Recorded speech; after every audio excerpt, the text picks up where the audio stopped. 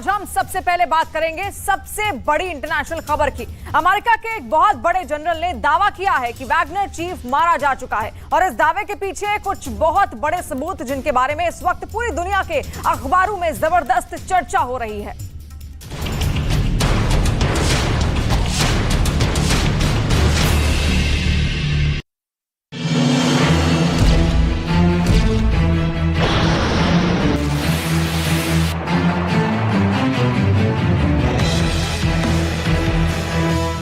पिरोक्सिन की जिंदगी इस वक्त दुनिया का 8वां आश्चर्य बन गई है।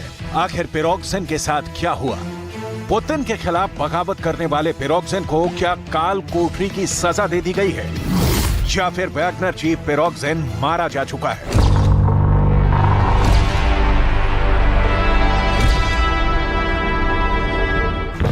अमेरिका के एक 4 स्टार जनरल ने ऐसा खुलासा कर दिया है कि यूक्रेन युद्ध के बड़े बड़े एक्सपर्ट्स के भी पैरों तले जमीन खिसक गई है। क्या यह खुलासा पिरोक्सिन की मौत को लेकर है या फिर पिरोक्सिन को किसी जेल में या फिर काल कोठरी में डाल दिया गया है? ये सारे कयास अमेरिका का वो जनरल लगा रहा है जिसके पास वियतनाम में सालों तक जंग लड़ने का अनुभव रहा है और जिसका अमेरिका की आर्मी में आज भी काफी सम्मान है। अमेरिका के बड़े बड़े न्यूज चैनल और मीडिया संस्थान अमेरिका के इस रिटायर्ड जनरल के इंटरव्यू दिखाते हैं और इन्हीं में से एक इंटरव्यू में अमेरिका के जनरल रॉबर्ट एब्रम्स ने चौंका देने वाला खुलासा कर दिया है। जनरल रॉबर्ट का कहना है कि पिरोक्सिन मारा गया, लेकिन सवाल यह है कि आखिर फिर सच क्या है? क्रेमलिन के प्रवक्ता की तरफ से यह बयान आया था कि 29 जून को पिरोक्सिन और पुतिन की मुलाकात हुई थी और मुलाकात भी 3 घंटे की हुई है। लेकिन अमेरिका के 4 स्टार जनरल ने क्रेमलिन के बयान को ही पूरी तरह झूठ माना है।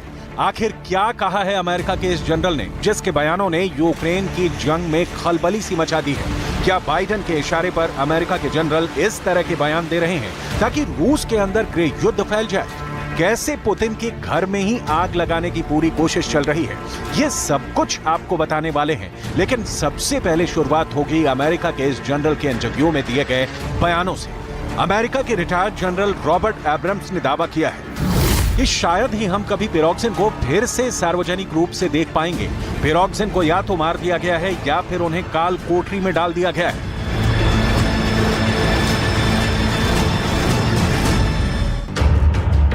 यानी अमेरिका के एक बहुत सीनियर रिटायर्ड मिलिट्री ऑफिसर का साफ साफ कहना है कि पिरोक्सिन को मार दिया गया है। अब ऐसे में सवाल ये उठता है कि आखिर इस दावे का आधार क्या है?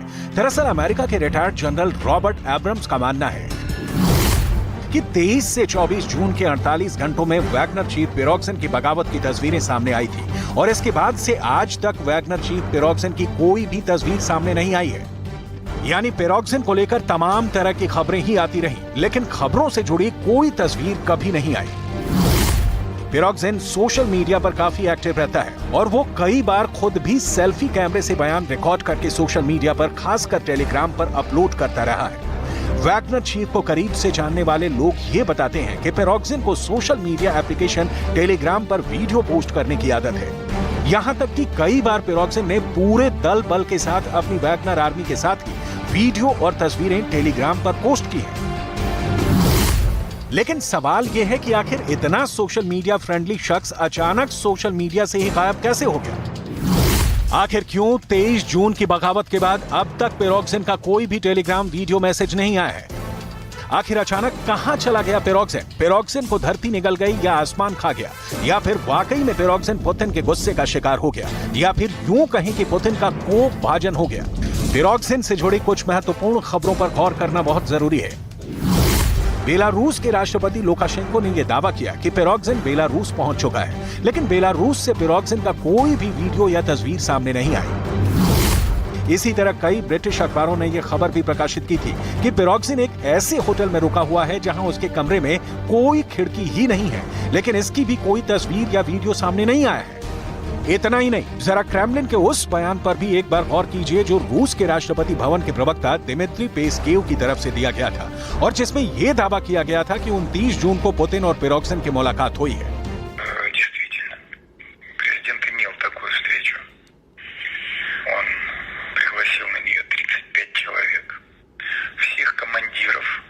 отрядов и руководство компании, включая самого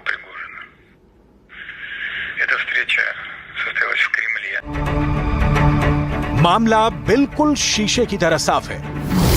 अहम बात यह है कि क्रेमलिन ने यह दावा किया कि पिरोक्सिन और पुतिन की मुलाकात हुई है। मुलाकात 3 घंटे तक चली, लेकिन हैरानी की बात यह है कि यहां पर भी पुतिन और पिरोक्सिन की मुलाकात की कोई तस्वीर या वीडियो सामने नहीं आई। जबकि वहीं चेचन्या स्टेट का प्रमुख रमजान कादिरोव जब भी पुतिन से मुलाकात के लिए जाता है, बाकायदा वीडियोग्राफी होती है और रमजान कादिरोव और पुतिन के बीच मुलाकात की तस्वीर भी सामने आती है।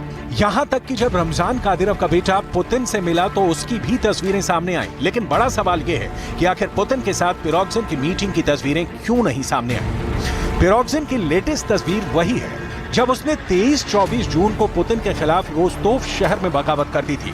उस दौरान पिरोक्सिन रूस के कुछ जनरलों के साथ सड़क पर बातचीत करता हुआ नजर आया था। और इसके अलावा जब पिरोक्सिन रोस्तोव से रवाना हुआ था तब भी पिरोक्सिन के साथ तस्वीर खिंचवाने के लिए लोगों की दीवानगी नजर आई थी। यही वो तस्वीरें हैं जिसके बाद पिरोक्सिन कहीं नजर नहीं आया। और इन्हीं तथ्यों के आधार पर अमेरिका के रिटायर्ड जनरल रॉबर्ट एब्रम्स ने यह बयान दिया कि पिरोक्सिन या तो मारा जा चुका है या फिर काल कोठरी में बंद किया जा चुका है। यहाँ एक बहुत अहम बात यह भी है कि बेलारूस के राष्ट्रपति अलेक्जेंडर लुकाशेंको का बयान रिकॉर्ड पर है कि पिरोक्सिन की बगावत से पुतिन काफी ज्यादा नाराज थे। यहां तक कि पुतिन पिरोक्सिन को रास्ते से हटा देना चाहते थे, लेकिन मैंने बीच बचाव करके किसी तरह पुतिन को ऐसा करने से रोका था। पिरोक्सिन किसी का भी फोन नहीं उठा रहा था, लेकिन उसने मुझसे फोन पर बातचीत की थी और तब मैंने ही उसे रोस्तोव से लौटने के लिए और बगावत खत्म करने के लिए कहा था। पहले तो पिरोक्सिन ने पुतिन के करीबियों को काफी ज्यादा अपशब्द कहे थे, लेकिन बाद में वो बात मान गया और बगावत खत्म करने के लिए तैयार भी हो गया। यहाँ पर अहम बात यह भी है कि पुतिन पिरोक्सिन से बहुत ज्यादा नाराज थे और उसे खत्म कर देना चाहते थे, लेकिन पुतिन की टीम इसलिए राजी नहीं थी क्योंकि पुतिन के सलाहकारों ने उनको ये बात समझाई थी कि अगर पिरोक्सिन को मार दिया गया तो रूस के अंदर अति राष्ट्रवादी लोग पुतिन से नाराज हो सकते हैं। ऐसे में यूक्रेन के युद्ध के दौरान रूस की सेनाओं के मनोबल पर भारी असर पड़ सकता है। तो फिर क्या सच कुछ और है?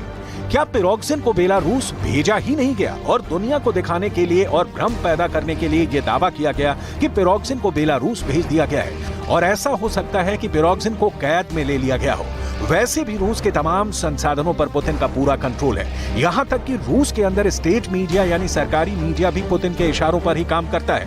पुतिन ही नहीं, दुनिया का कोई भी बड़ा लीडर अपने खिलाफ बगावत करने वालों को कभी नहीं बख्शता है, क्योंकि ये आगे चलकर उसकी सत्ता के लिए एक बहुत बड़ा खतरा भी साबित हो सकता है। यहाँ तक कि रूस के राष्ट्रपति भवन के प्रवक्ता दिमित्री पेस्केव का एक ताजा बयान भी सामने आया है और इस बयान में उन्होंने वैगनर पर तो बयान दिया, लेकिन वैगनर चीफ पर कुछ भी नहीं कहा। Вчера президент, отвечая на вопрос корреспондента «Коммерсанта», он сказал, что де юре такого юрлица, как ЧВК «Вагнер», не существует и не существовало. Вот. И что это вопрос для изучения, рассмотрения дополнительного. Достаточно сложный вопрос в целом о юридическом статусе. और अब ये तस्वीरें देखिए, ये खतरनाक और भारी हथियार आखिर किसके हैं? दरअसल ये सारे हथियार वैगनर आर्मी के हैं। वैगनर आर्मी के पास होवित्जर तोपें थी, लेकिन ये तोपें अब रूस की आर्मी ने वापस ले ली हैं। वैगनर चीफ के पास टैंक थे, ये सारे टैंक भी वैगनर ने अब रूस को लौटा दिए हैं। यहाँ तक कि बख्तरबंद गाड़ियां भी वापस हो गई हैं। सवाल ये उठता है कि आखिर ये सब क्यों हो रहा है? दरअसल वैगनर चीफ की वैगनर आर्मी को पूरी तरह से खत्म किया जा रहा है। पहले रूस की आर्मी के प्रवक्ता का ये बयान सुनिए, फिर आगे इसकी वजह भी बताते हैं। Вооруженными силами Российской Федерации в соответствии с планом завершается прием вооружений военной техники от подразделений группы «Вагнер». Переданы более 2000 единиц техники и вооружения, в том числе сотни единиц тяжелого вооружения. Это танки Т-90, Т-80, Т-72Б3, реактивные системы залпового огня «Град», «Ураган», зенитно-ракетно-пушечные комплексы «Панцирь», самоходные артиллерийские установки «Гвоздика», «Акация». दरअसल 23 जून की बगावत के बाद पुतिन ने पूरी स्ट्रेटजी को बदल दिया है। दरअसल वैगनर लड़ाकों को अब एक साथ रहने ही नहीं दिया जाएगा। प्लानिंग यह है कि वैगनर लड़ाकों को रूस की अलग अलग बटालियन और रेजिमेंट में सैनिक का दर्जा देकर शिफ्ट कर दिया जाएगा, ताकि यूक्रेन और रूस के इलाके में वैगनर आर्मी का खात्मा हो जाए। अब ना रहेगी वैगनर आर्मी और ना होगी पुतिन के खिलाफ कोई बगावत।